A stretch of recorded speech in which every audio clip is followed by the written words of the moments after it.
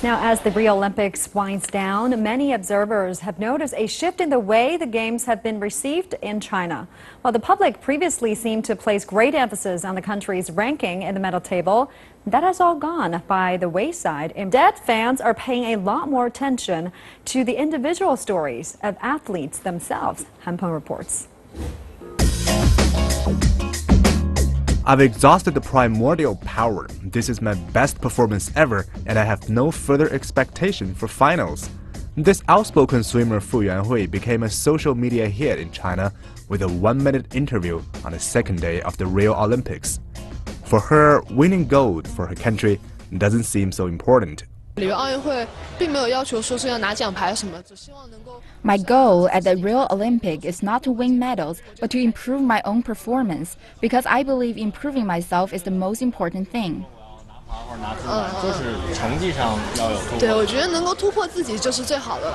In the final, she won a bronze medal and huge public applause for her attitude toward the medal.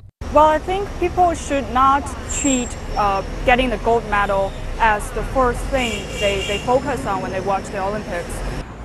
Inspired by the athletes themselves, their individual efforts that they put in to challenge themselves. They really affect how I feel about myself in daily lives or my own sports activities.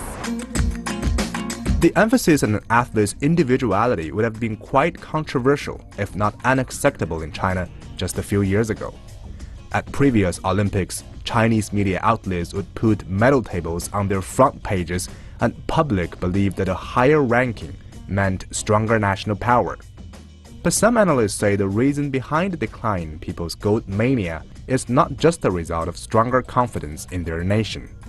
There are so many more runners, cyclists in this nation, day by day. And this has come a kind of a healthy social trend. Only through participation in sport could you understand it more clearly. And could you link yourself to those Olympians more closely. I think that's the beauty of the Olympics. At the 2012 London Olympics, China's first ever world champion hurdler Liu Xiang crashed into the first hurdle. He limped the final line and kissed the last hurdle, winning sympathy around the world, but criticism in China for losing a medal he should have won. Analysts say that this year's more casual attitude toward winning gold medals shows that Chinese fans are gradually grasping the true spirit of the Olympic Games.